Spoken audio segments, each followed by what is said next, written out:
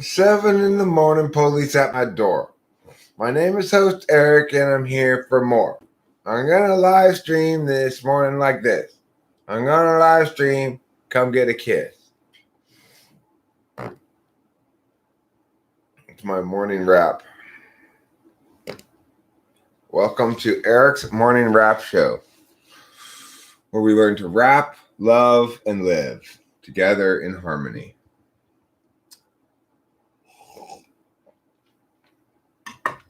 Here on Eric's Monday morning rapping class, we are only allowed to rap about positive, self-building up kind of things. No dirty words. Just, I am Eric. I'm here to say I like to be good all day.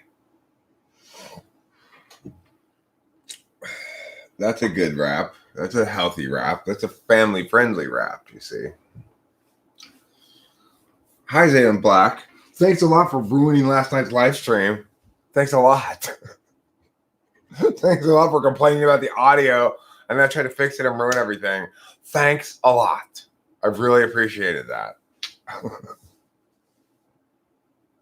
Just kidding, April.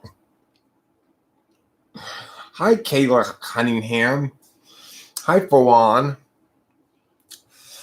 How are you guys this morning? I'm doing fine. I'm doing swell, I'd say. The reason I'm doing fine and swell today is because I'm anticipating that today I'm going to get my new bottle of speed. Hooray! I love my new bottle of speed. I'm looking forward to it. Happiness is the dream. Life is a dream from which we all must wake for one. Death is lighter than a feather, but duty is heavier than a mountain. Is happiness the goal? Yeah, kind of. But it's not sufficient. Well, yes, like real happiness. Because real happiness involves, not just being chill, that's part of it, but also sometimes killing it,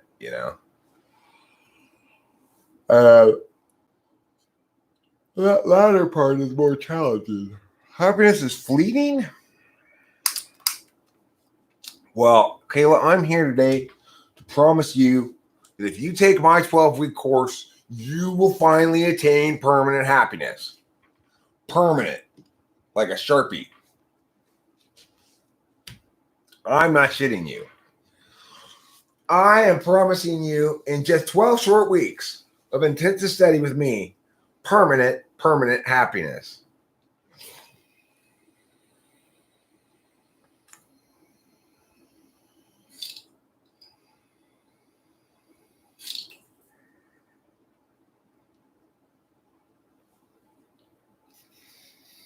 The ultimate goal is to be happy owning a goat farm. You should pee, Zayden Black. Don't hold your pee. Rule number 1. Look both ways when you cross the street and don't hold your pee.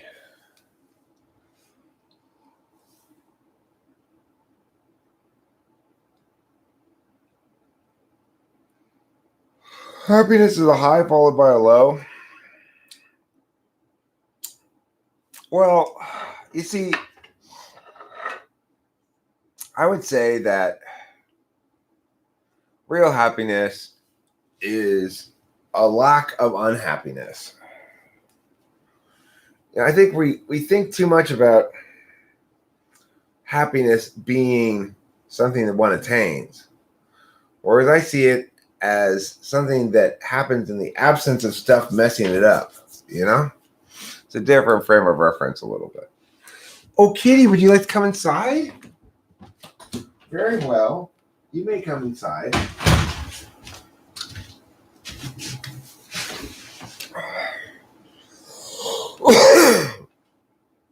Okay, so we're on a little bit of a goat theme today. Winston's mom, Zayden Black. I'm not sure where the goats came from. The topic today is happiness, not goats. Okay? Goat farms. Here we go with the goats again. Everybody talking about goats all the time. Boy, you want to tell me one thing I'm sick about talking about, it's goats. I've had nothing but goats from the day I was born till now. It's enough goats for me. I want to talk about sheep instead. Sheep go to heaven, goats go to hell. So says the band Cake.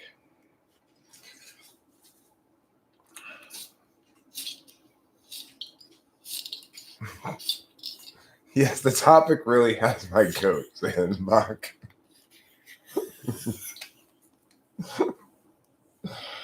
Yes, Cake. The band Cake. Goat farming brings happiness? Well, possibly. If you're natively a goat farmer, if you have a natural being within you that says, I need to farm goats, then probably that's true. I'm not sure how deeply embedded my need to farm goats is. A party can't be all that bad when you have goats, Lucy said. Good point.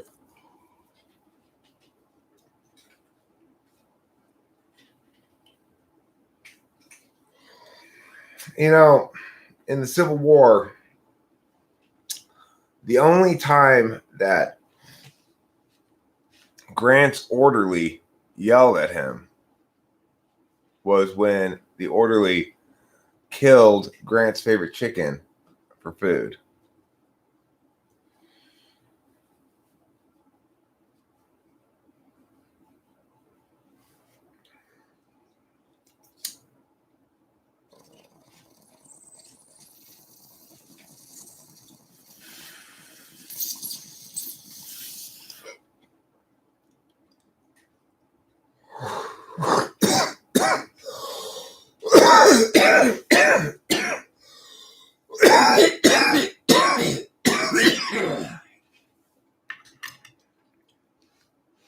Oh, that pesky old morning lung.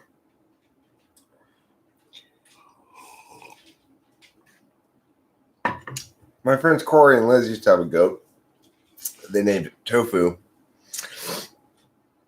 And somebody stole it from them eventually, probably to eat it, I would guess. You know, because Mexicans eat goats. There are a lot of Mexicans around here. Ergo, a Mexican stole my friend's goat to eat it. Doesn't that make perfect sense? Makes perfectly good sense.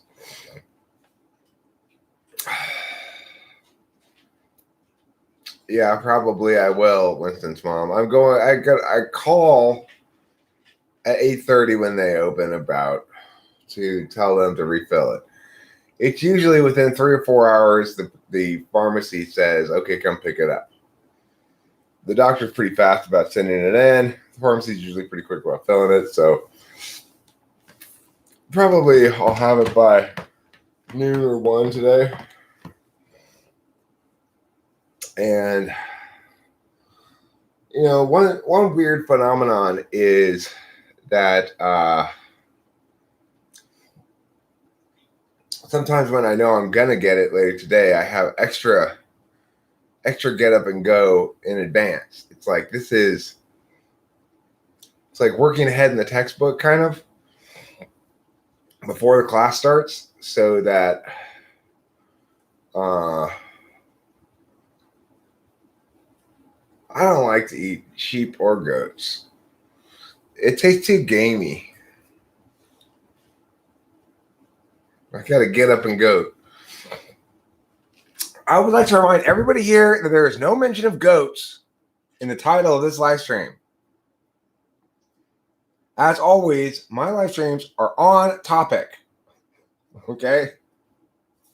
There is no deviating from the prescribed topic in a live stream without getting in trouble.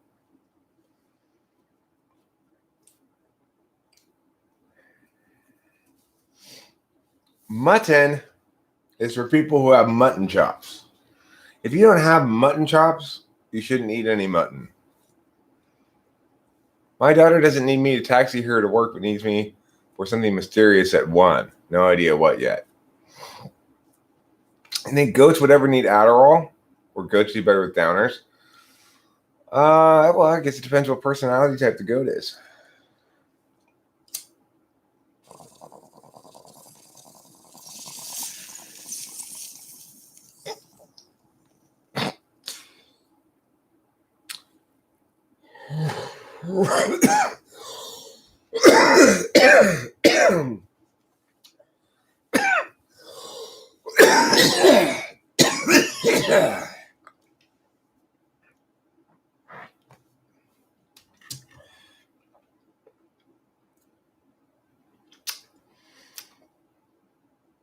Here's the thing. The real question is, how many goats does it take to make one cow?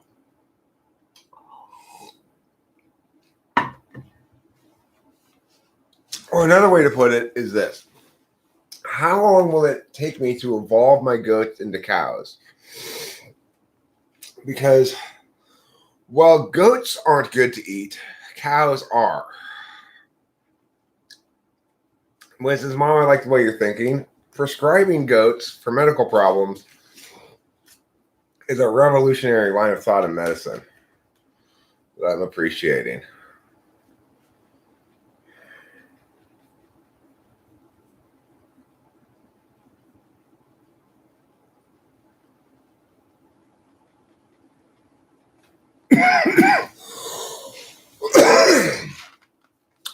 Trick question. The answer is infinite. You see, as you continually add half bathrooms, you get ever closer to one bathroom, but you never actually reach it. Well, I don't mind. If I evolve my goats into cows and they turn into goat-sized cows, that's fine. As long as they taste like cows. But granted, it's less efficient than a full-size cow, but that's the nature of evolution. It's tricky business. When I evolve species into other species, I'm never quite sure how they're going to turn out.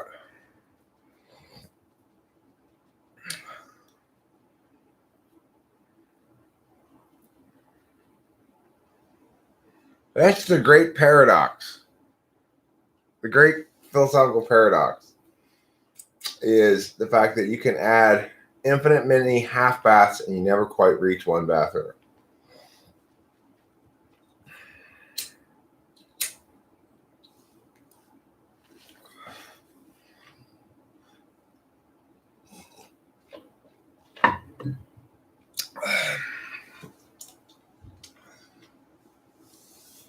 Now all I need to do is simply evolve these species into other species and we'll be done. Unfortunately, they have a short life cycle, so it should be easy.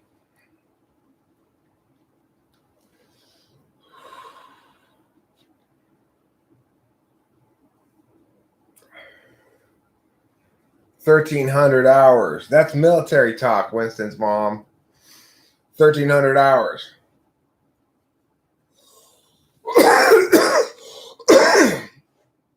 Shopping commences at 1,300 hours. You will disembark immediately from the vehicle. You will go inside. You will purchase your items. You will return outside no later than 1,400 hours. You'll be back at the base in your little hole that you live in by 1,430 hours.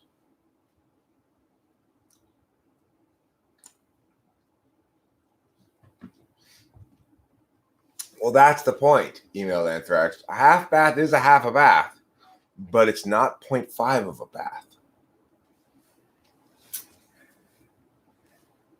That's the tricky thing. That's where the math gets a little bit quantum. Okay? That's the word we use when things don't make any sense.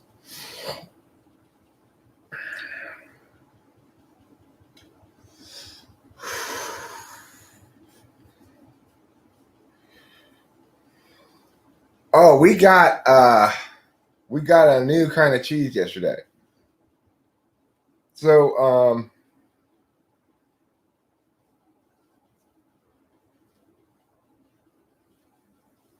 well, that's where the math gets quantum, email Anthrax. You gotta remember quantum. It doesn't make any sense. You can't take a bath in a sink or a toilet unless you're very small or your sink and toilet are very large. You can bathe your feet in the toilet. A toilet, in fact, for a long time, I thought the toilet was a foot washer. After all, it swishes the water around your foot. You can sponge bath, true. No, you can't. You can sponge bathe. Sorry, email anthrax, but you're wrong. You cannot sponge bath, but you can sponge bathe. Once you've done so, you will have taken a sponge bath. Get it right, email anthrax. Get it right. I'm the diction police. So the new kind of cheese we got is the same as the old kind of cheese we got. Tillamook baby loaf. But this time, instead of getting the sharp, we got the extra sharp. So now we got both. We got a baby loaf of the sharp, and we got a baby loaf of the extra sharp. It's a lot of cheese.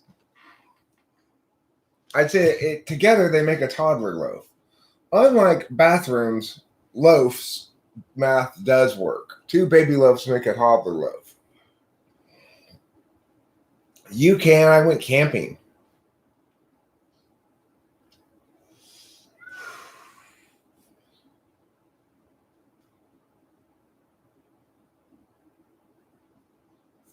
Well, I would agree that cows are more domesticated than goats, but not the latter part.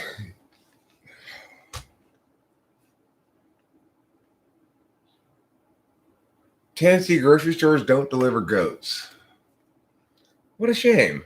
What a shame. Do you have the top half or the bottom half of bathing?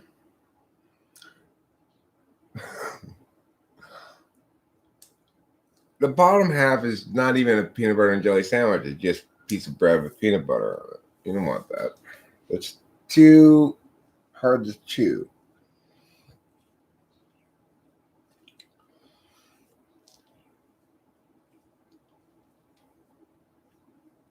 It's like the tuna corn. The back half of a fish, the front half of a unicorn.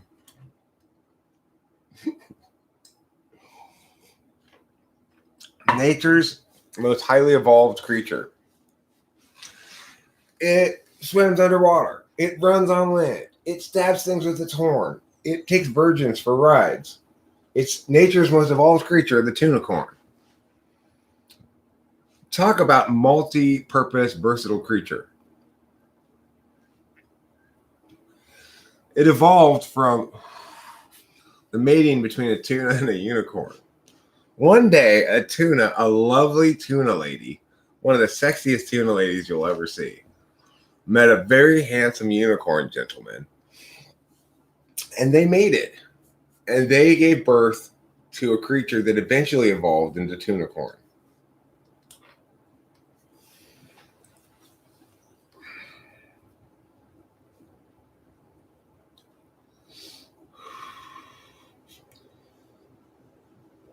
Well, we're down to 4 people.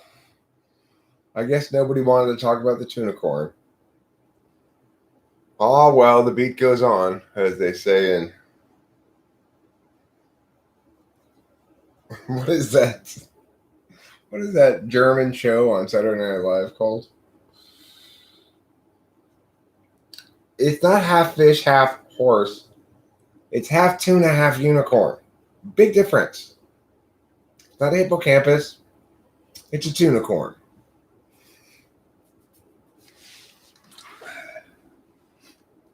Get your mythical creatures right, email anthrax. Get your mythical creatures right. All right.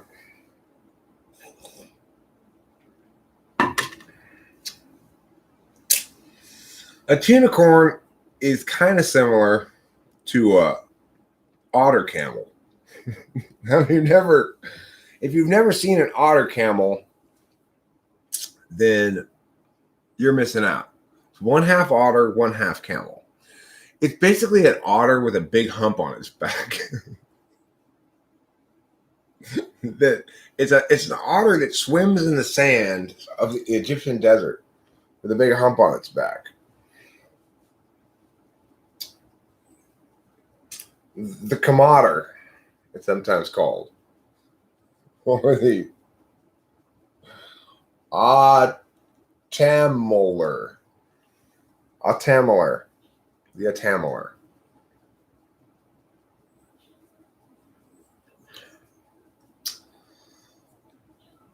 How do you know it's not giving another otter a piggyback ride? That's called sex, Zaylen Black. When it appears that you're giving the gentleman a piggyback ride lying down, that's called humping you from behind. Boy, I have got some naive people in my live stream who don't know anything about the birds and the bees.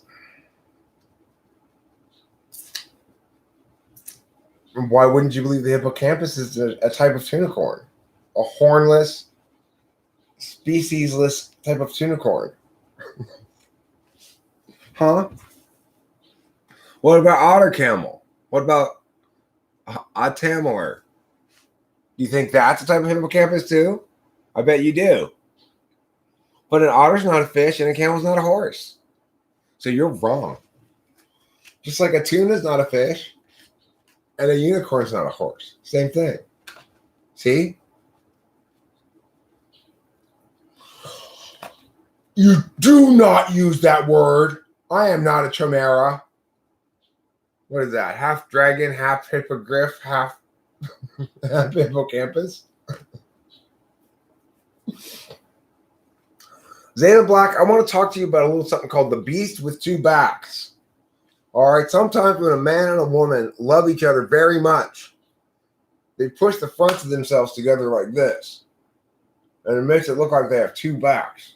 That's called humping.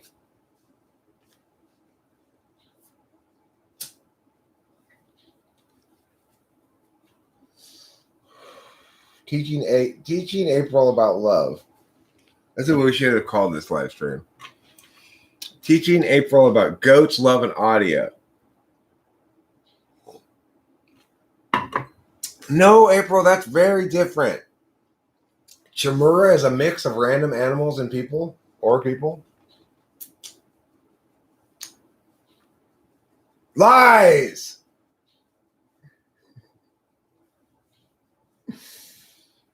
Boo! There, I taught email anthrax a bunch this morning. He's like, ouch! Ooh! I just got burned. Huh, email anthrax.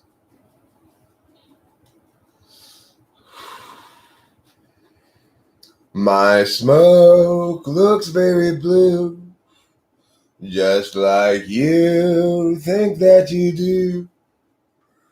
Remind another person of cheese.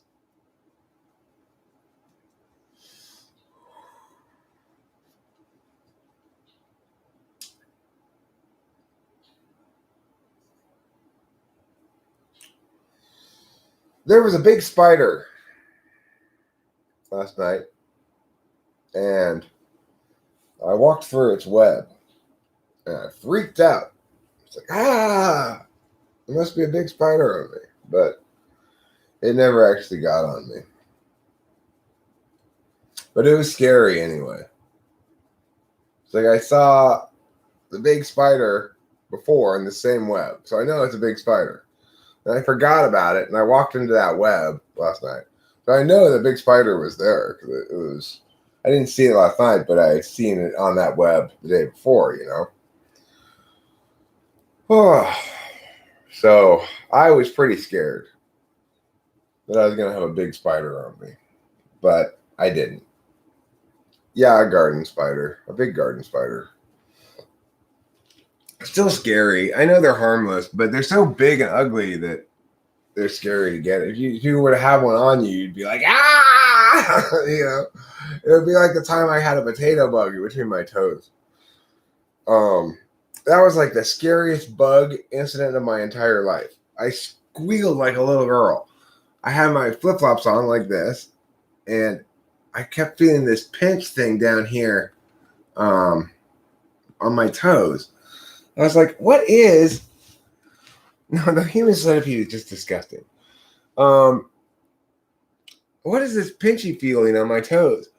And I looked down, and between my toes, right there on my thumbs, was a big old fucking potato bug that was me and my toe. And I kicked up my foot. I was like, ah, And I ran out of the garage. It was scary. Even though potato bugs are harmless, right? But if you ever seen a potato bug, Google potato bug. They're the most disgusting looking creatures ever. They're so gross. The thing is, the interesting thing is they're actually a species of scorpion, but they're a non-venomous species of scorpion, and they don't have a stinging tail. They just have these big old pincers.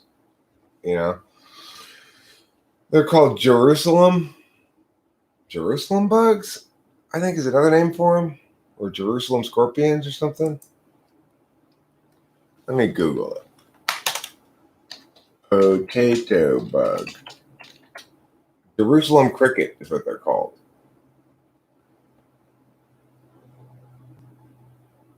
Oh, they're so gross. Oh, they're so gross. They're the grossest bugs ever invented. The Jerusalem cricket.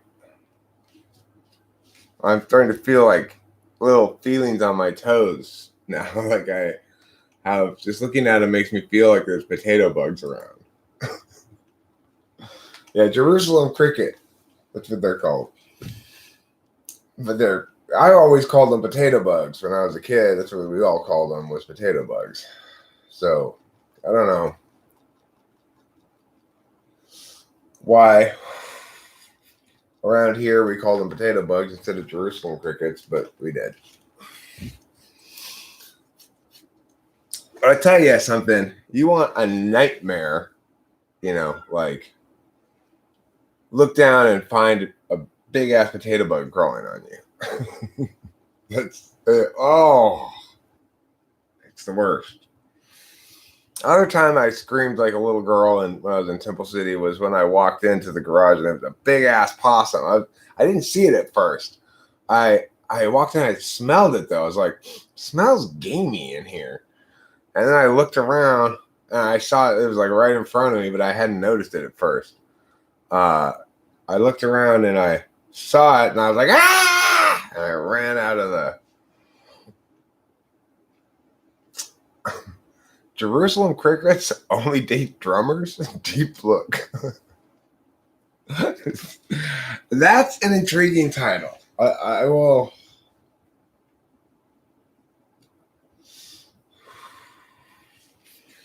Some kind of bugs I don't mind. Pill bugs we call roly-polies or pill bugs. Never heard of them called potato bugs before.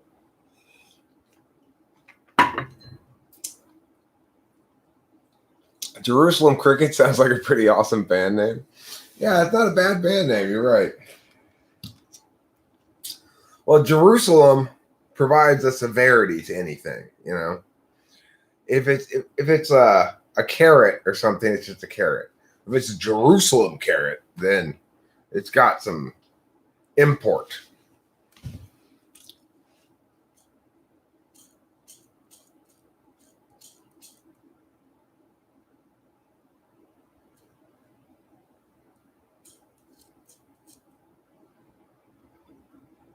Oh my God.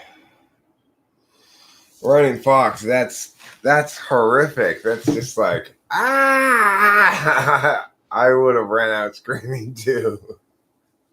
I totally would have.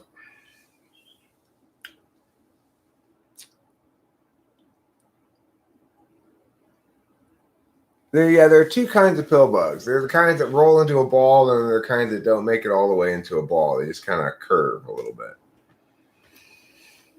Well, I'm glad you survived that. My friend's Corey's sister was bitten as a child by a brown recluse and almost died. But that's the only instance of anybody around here I've ever heard of even seeing one.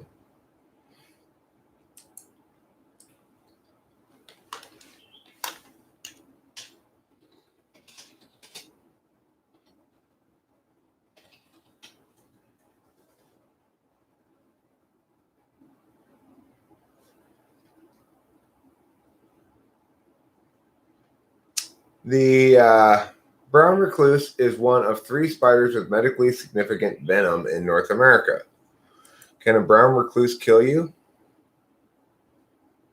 Brown recluse spider bites rarely kill people, but it's important to get medical attention as soon as you can because it make you pretty sick. Yeah, well, my friend's sister got quite sick when she got bit by a brown recluse. And at least what I was told was she, quote unquote, almost died. So maybe she was pretty little. I'm not sure how old she was when she got bit, but anyway, she's fine now. She's old and has a kid and stuff. And okay, well, so there you go. There's another confirmation of somebody who says they almost died from getting bit by a brown recluse. So don't get bit by a brown recluse is the rule of this. Is the moral of this story.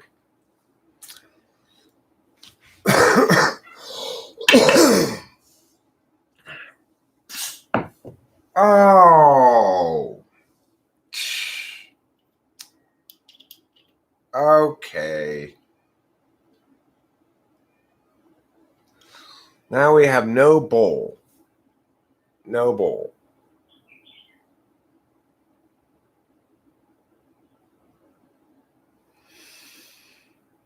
I stepped on a wasp once. That was very painful. Much more painful than a bee sting. Especially on the tender bottom of your foot, you know.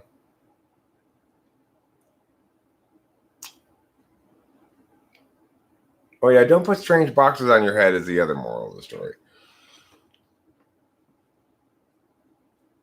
So how am I going to do this? How am I going to solve this problem now that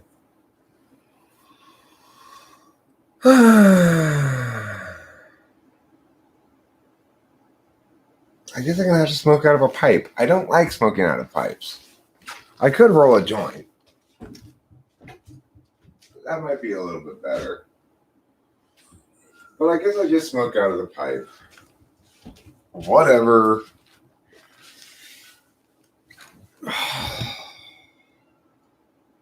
Thanks a lot, universe. Thanks a lot.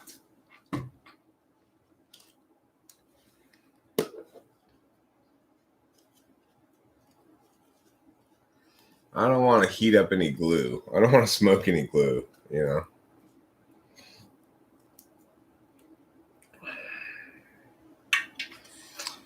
Pipe's not so bad.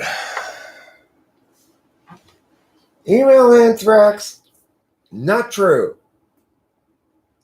I smoke way too much weed. Look at this. Look how resin caked this is.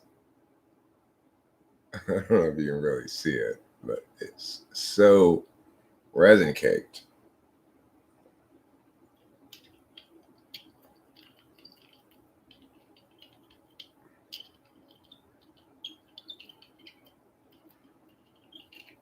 They should make glue out of bong resin. Yeah, I'm keeping my immune system on point. Exactly.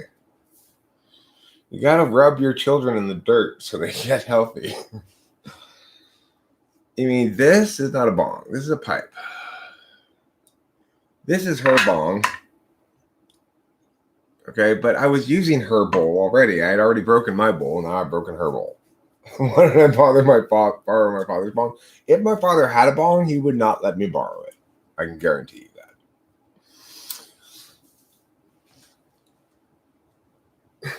He never had a bong, but if he did, he'd be very particular about it. You know, he's out of town right now, which is nice. It makes it very possible for us to do things like laundry and shit. Because we generally avoid doing laundry when he's around. You cannot do anything near my father without getting instructions on how you're doing it wrong and how you should do it better.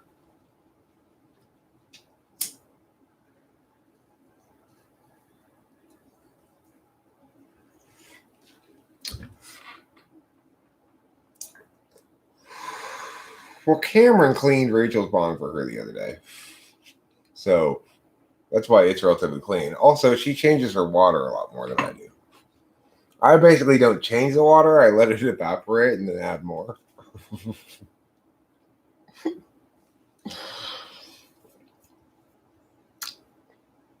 I think the ESTJ would have a better bong collection. The ISTJ would have a single bong that they've got as their perfect bong, and they've got a certain setup for how to use it all the time.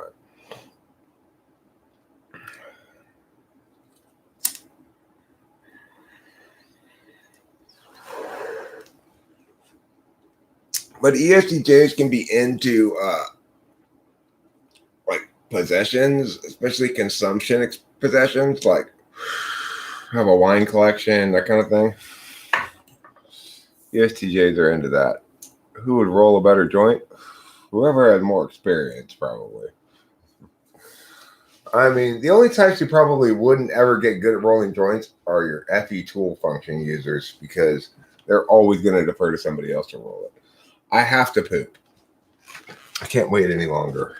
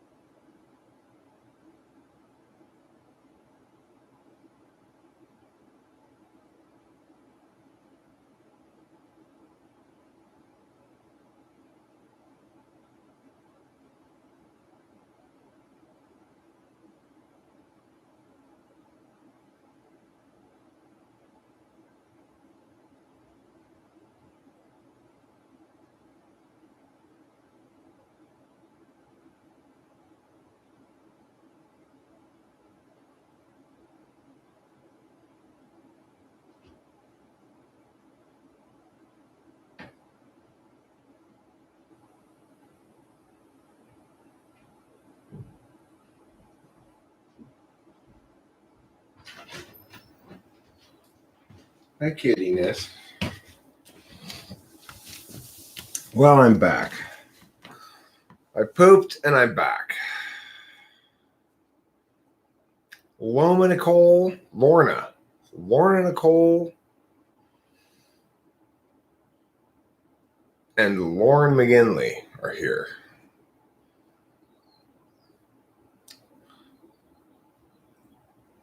INFPs do have a ridiculous amount of fairy lights. It's true. And a tapestry. Does it feature the tenders of moistness parading down the streets of damp dewdrops? Hi, Rathor Vicky. Just be glad you aren't a potato bug, Running Fox. Being a potato is fine. Being a potato bug, not okay.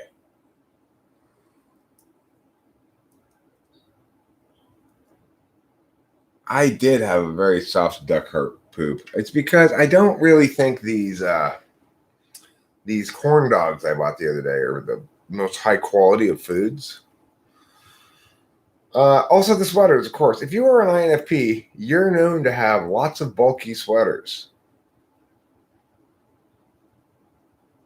Nobody can tell what really your shape of your body is as a consequence. You don't want people to care about banal, shallow things like that. Okay? Sure, you want a perfect body, you want a perfect soul, but you know in your heart that you're a freak because you're an INFP. That's why you listen to Radiohead.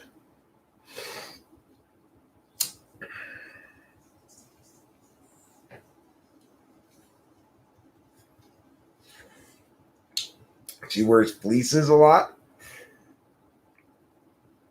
Fleeces. I'm having a little trouble picturing what that kind of clothes looks like. Fleeces. You can't go to the gym. It's too risky. That involves leaving the house and making a decision and following through on it. It's too risky. You better stay home. Feel your way through this, INFP. Take your time.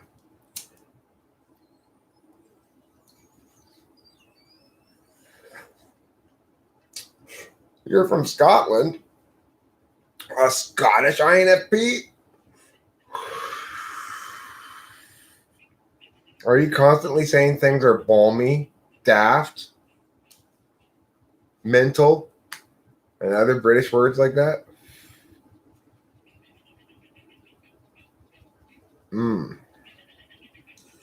Scotland, huh? Home of the Scotty dog. Oh, you live together. You must have been quite surprised to see each other here at this live stream this morning. You watch this live stream too? And we live together. We didn't even know it. It's amazing. Are you both INFPs?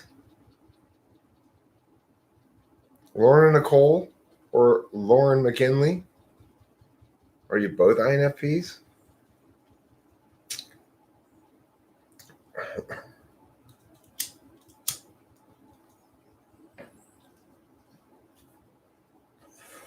When you leave your flat, do you go to the lorry station? When you perambulate from your flat down the lift, do you end up at the lorry station? Well, misspelling color?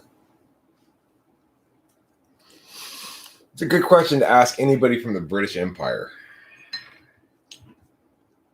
When you leave your flat, do you perambulate down the lift and end up at the lorry station?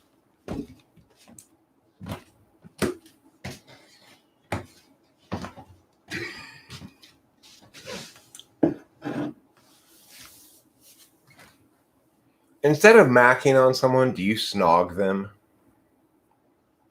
Then you just might be British. The bus station, that doesn't sound very British. Aren't British people supposed to ride horses? You guys need to get horses to ride. I'm from Scotland. Everybody knows the Scottish always ride horses everywhere. And they dress in Elizabethan costumes.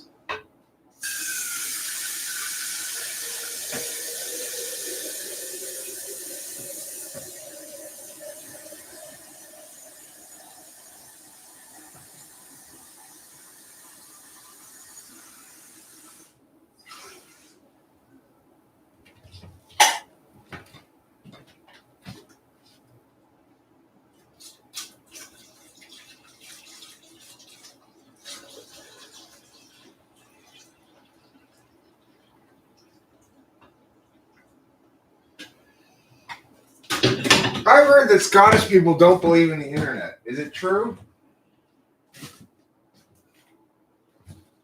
Probably. They seem like Luddites. Bunch of backward-looking Luddites in Scotland. Where are the paper towels? Here they are.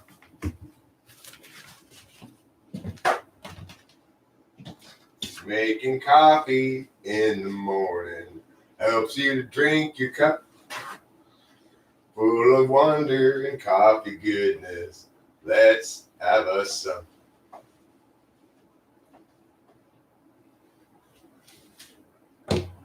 Okay. We've got your makeshift coffee filter. We've got your 1 scoop, 2 scoops of coffee action. Push the button.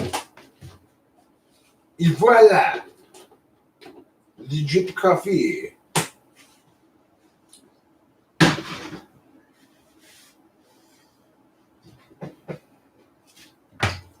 Would you like some food, fish? Here you go. You guys eat that food. Okay. There.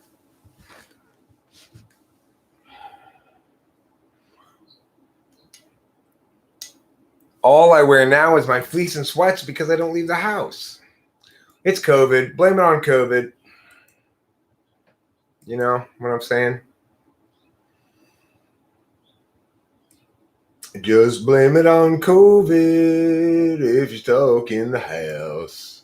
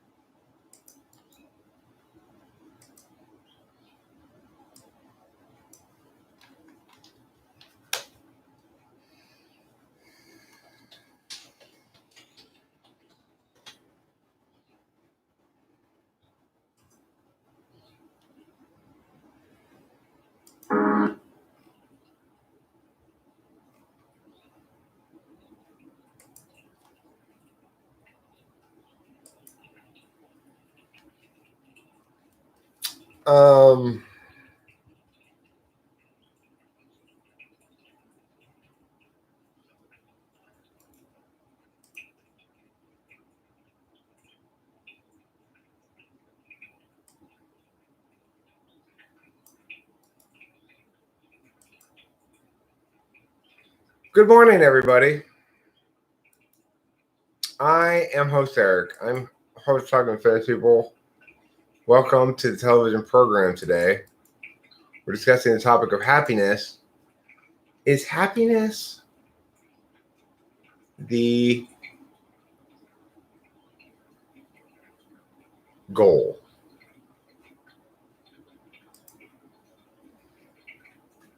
Glasgow, Scotland. Okay, I just looked up Lauren McGinley. You've only got 2 subscribers. Shame on you. Only 2 subscribers? You aren't trying very hard. As a Scottish person, you have an advantage.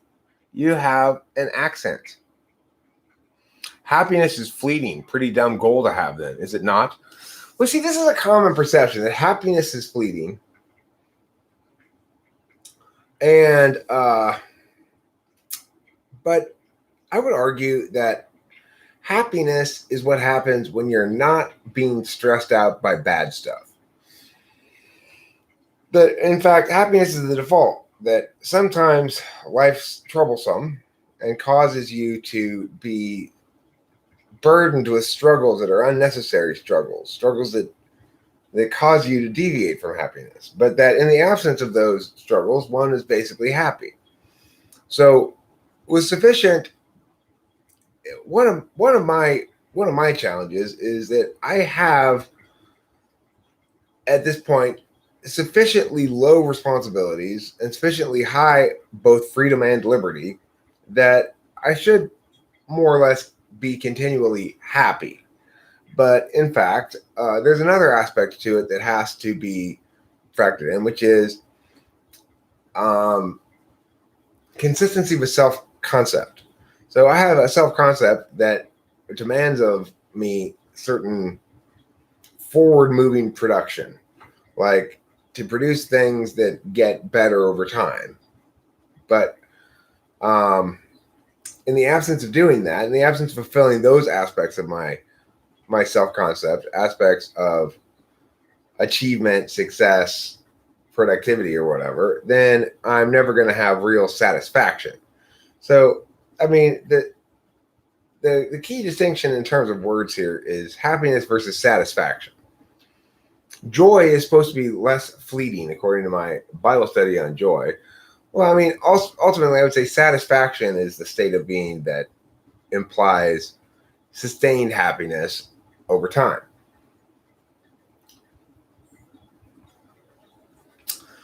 I think what you're calling happiness, then happiness is working towards goals because people are most happy in the journey towards what they think that would make them happy. Well, what you're saying there is that you are always less happy in a non-flow state, but I don't believe that's the case. That may be how it plays out for you, but not for everybody, for sure.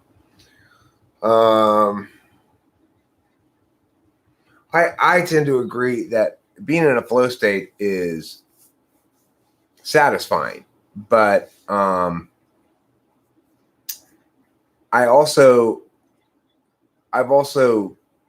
recognized that I need to balance it with more mundane experiences. Content equals not happy, though. Well, you mean content doesn't equal happy, right? I'm assuming that's what you mean by that. I agree. Content and happiness are not the same thing. Contentment and happiness are not the same thing. Contentment can be found anywhere, anytime. Yeah, mundane, like taking a bath, for example. When I'm in a flow state, let's say later today, I'm going to get my new bottle of Adderall, okay? And then I'm going to be in definitely a flow state. And I'll probably be making a number of videos, probably some that I upload, some that I live stream, etc. And time's going to be flying. I'm going to be feeling like, fuck yeah, getting shit done. Yeah, da, da, da, da, right? I'm going to be like that. I'm going to be doing this with my arms. But then later on, I'm going to need to pull back from that willfully almost and compel myself to take a bath, relax, try to get myself to sleep some, eat food, all of that kind of stuff that is required for self-maintenance.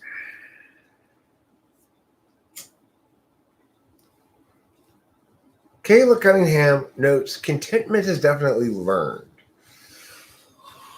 Okay, so one of the things I presented here so far today is the notion that in a lot of ways, happiness anyway, occurs in the absence of things to make you unhappy. So that would imply that it's not learned, that it's a default state. But Kayla asserts that contentment, on the other hand, is not a default state. Why do you think that's so, Kayla? Or does anybody else want to comment on that notion there?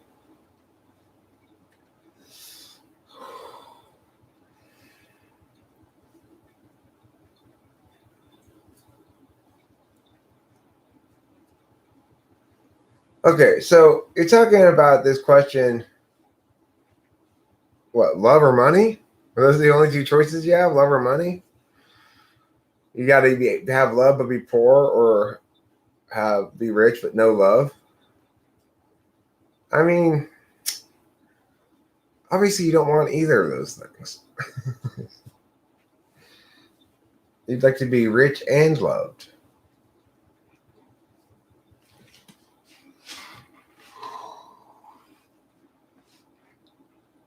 You have to train yourself to be grateful. Then you'll be content. I agree that gratitude helps one's attitude in general. Recognize to spend time attending to how lucky one is a good thing.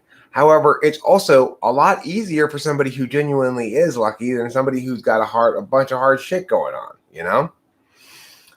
So I think it's dismissive of people's genuine suffering and troubles when we say, be grateful all the time.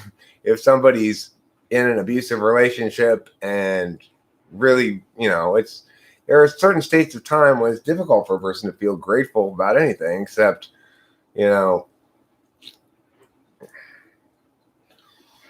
unconsciousness.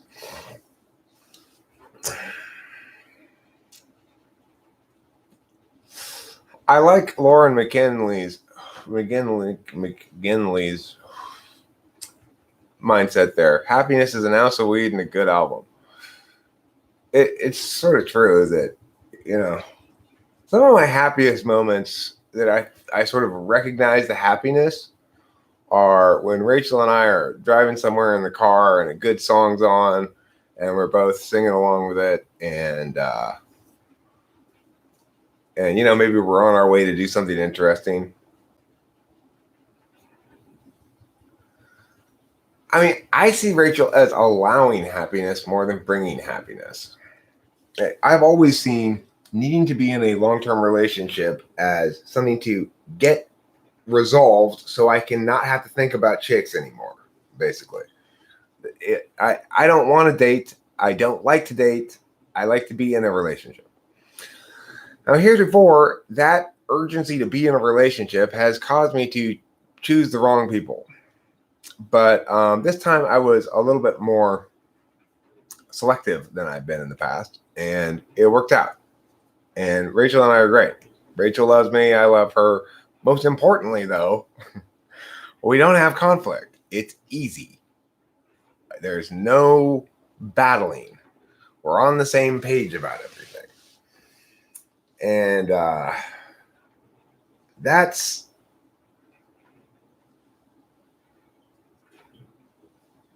we've been together now for almost a year.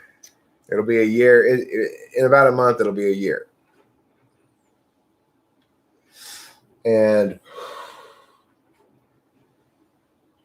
the key thing about that relationship is it takes so much stress away from my life, as Neocortex says here. I don't have to worry about chicks or dating or anything like that.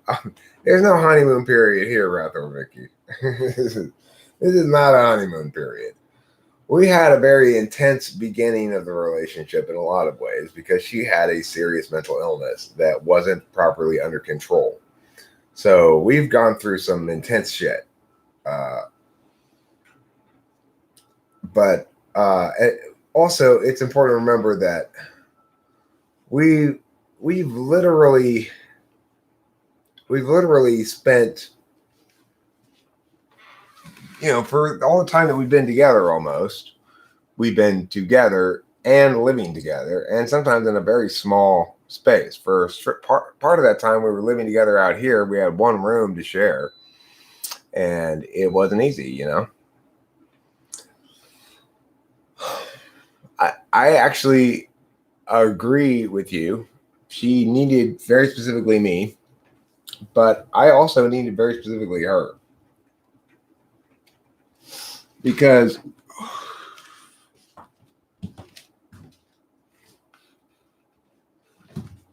of a lot of reasons. I can't imagine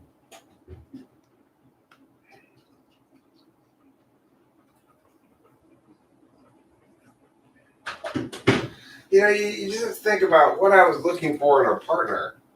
And it was very unreasonable to expect. I was looking for a partner to come out here and move in with me like right away, basically. Although I wasn't exactly looking for that, but it ended up playing out like that because of the way that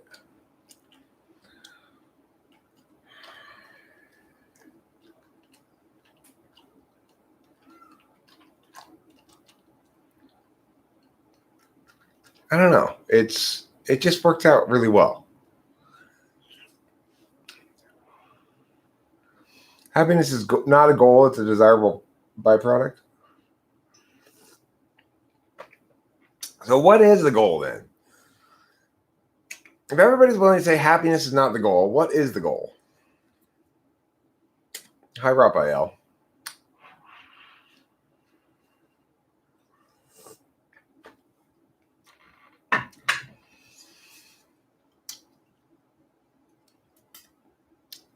To thrive?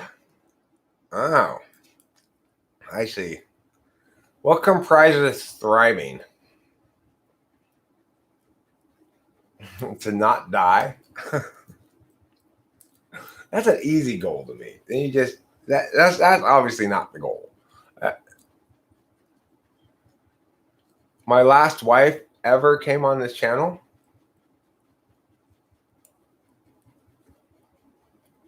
Oh, did my last wife come on this channel ever?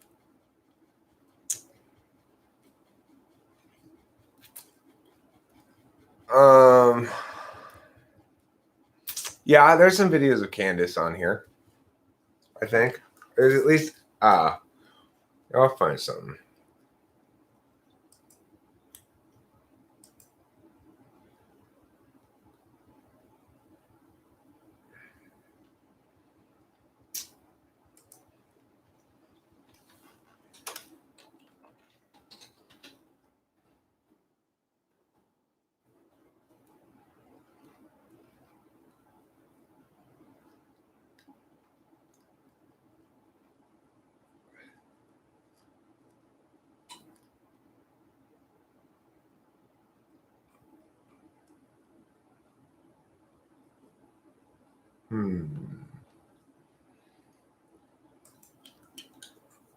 Here's a very talking with fame.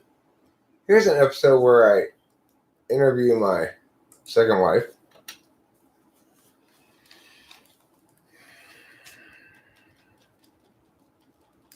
What do I mean by happiness?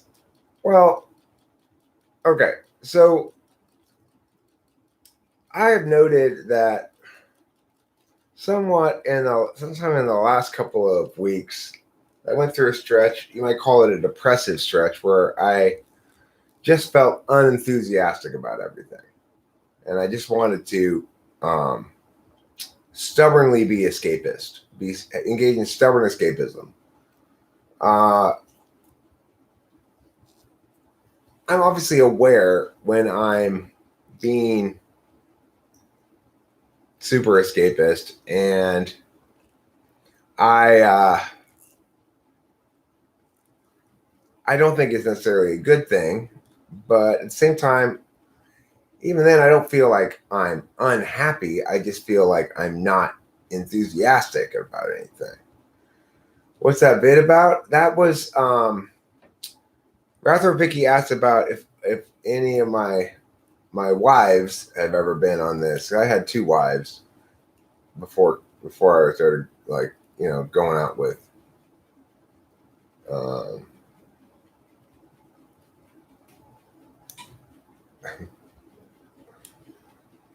you're right about my goal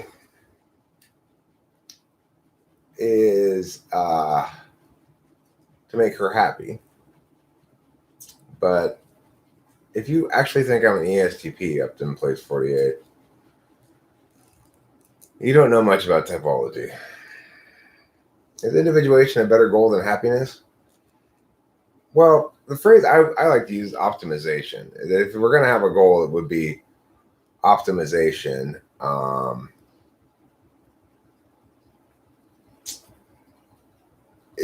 it means understanding that you function in the world more or less optimally, and striving to function more optimally in general is preferable. How is it that I had failed relationships? Well, in that marriage, it has, she's unipolar.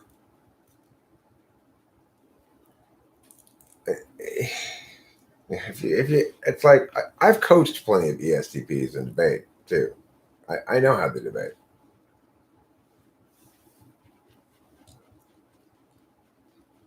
It's pretty difficult to type me as anything other than an ESTP. No matter how hard people try, whatever justifications they give, and you can always come up with justifications for something like that, but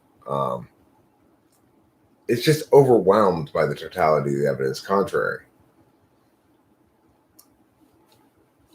You know, you have to misunderstand the nature of extroverted intuition entirely to think that I'm an ESTP. It's silly.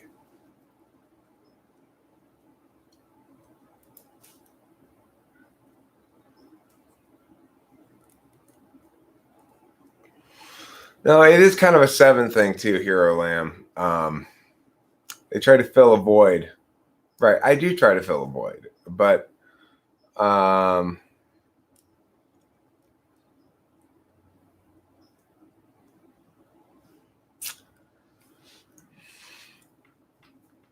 something that ESTPs and ENTPs have in common. We both have this sense that when the day's over and we're done talking with other people and playing and stuff, and you go to bed, that there's this hollowness, this sense of being alone, and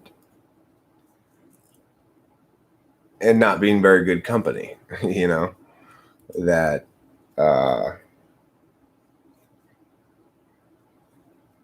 there's a lack of clarity regarding our own worth if you're FI polar.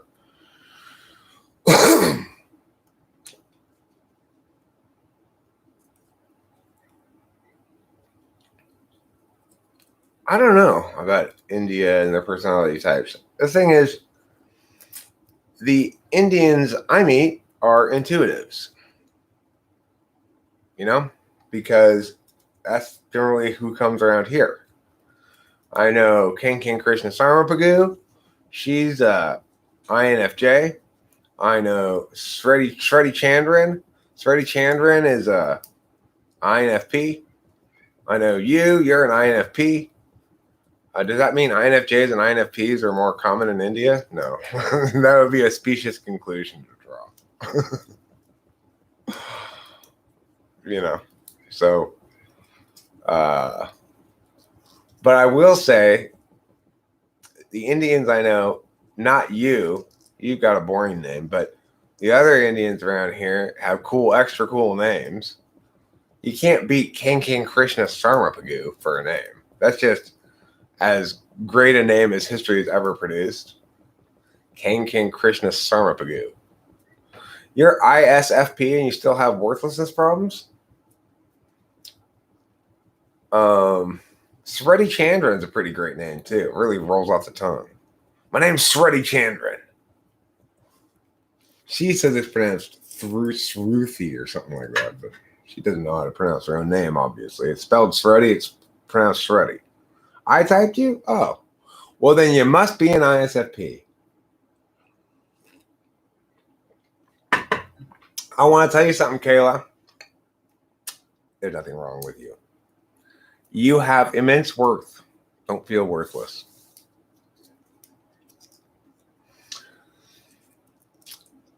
I don't know what personality type Madi is because I don't pay that much attention. I haven't. I'm kind of not as attentive to the news as I used to be. Worthlessness, what does that mean in what context? People understand themselves as having a certain amount of value or lack of value. They've got, look, in any given context, a person's going to have X degree of faith in themselves. And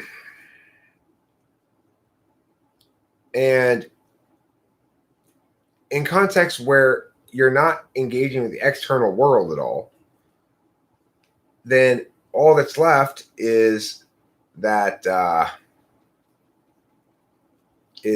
sense of your own value inherently. It's like I don't really feel worthless anymore, but I feel guilty more than I used to. I feel angsty, I guess, because of my relationship with my dad and my mom, and it weighs on me in ways that are complicated for me to understand and require a lot of time and thought if I'm going to try to understand them, which I generally don't. I just sort of let them go. Yeah, Angst is a German word. So is Aufschnackelflügen. That means potato in German. Aufschnackelflügen.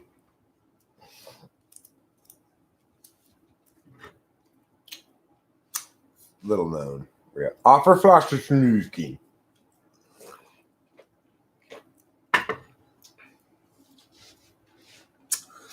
It's Raphael, it's part of a Stuttgart dialect. You don't know. You just don't know because it's a Stuttgart dialect. You're from Bonn.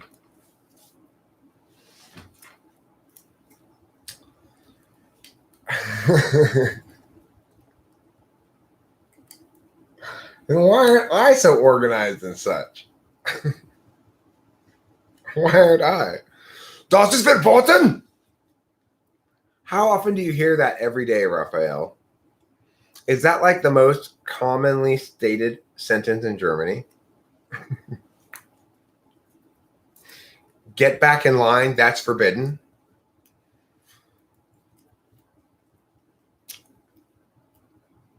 Ja, das ist verboten. Das ist verboten. Means that's forbidden, Raphael. Means that is forbidden.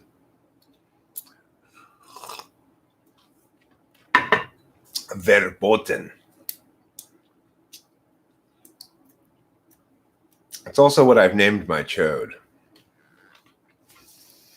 I named my chode Verboten.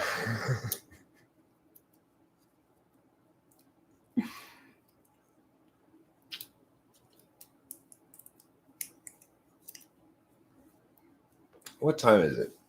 It's almost 8:30.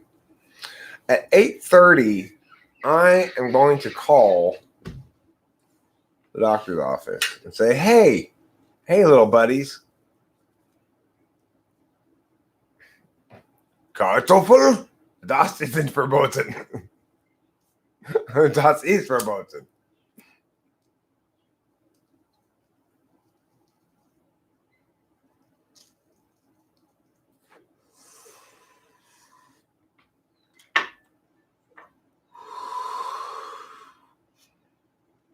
For a while after I got back from Shanghai, I was still able to say the thing that it said over the speakers in the in the subway, which it said in Chinese and it translated into English.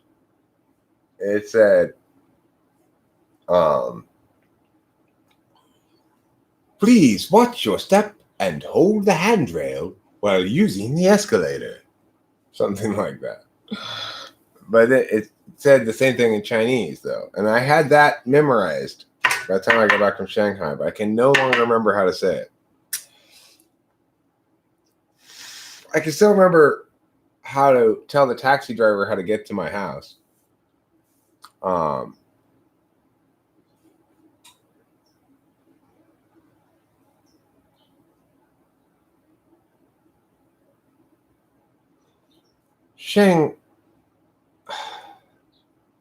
Shanghonglu. I don't even remember that. There were two streets I had to say. Corner of Shanghonglu and something else Lu. I don't even remember that anymore. I just didn't retain any Chinese from my time in China. Too old when I was there, I guess. Mark Twain is brilliant. I would rather decline 2 drinks than 1 German adjective is a great sentence. It's it's a fantastic sentence. I don't drink myself, but Mark Twain was a fantastic ENTP.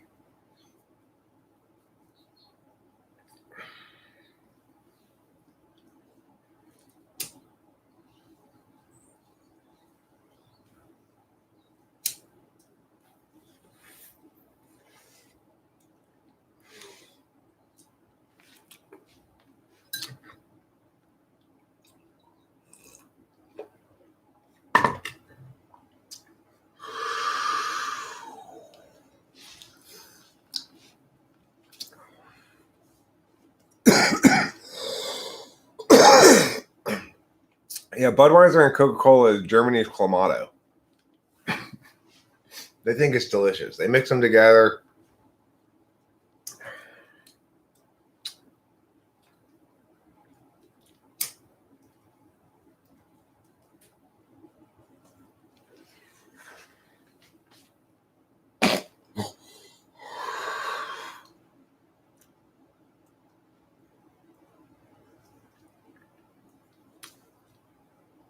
See, Mexicans put Budweiser with Clamato.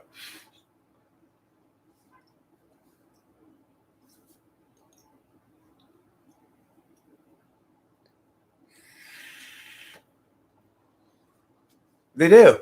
I shit you not. This is true. I think it's probably only around here they sell this shit. I don't know. Maybe other places in the U.S., but it's called. There's a special name for it. I forget what the name is. It's Michelado or something like that. But it's Budweiser with Clamato in it. Now, what's Clamato? It's tomato juice with clam juice in it. Who would mix Budweiser with either tomato juice or clam juice, let alone both? I don't know. Anyway, that's popular around here. A lot of people drink that. You can get it pre-mixed in the store. Like Budweiser has made micheladas that you can buy in the store that have the clam juice and tomato juice and the Budweiser all mixed in together already.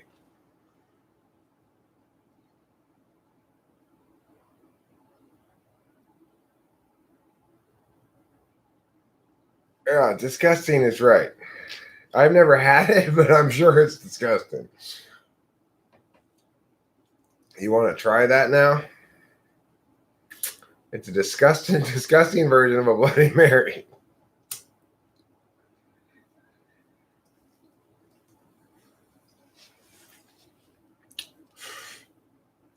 I don't know, Raphael.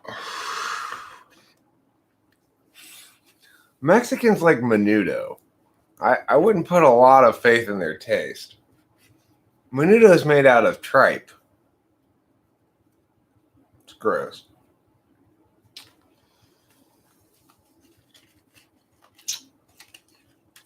So,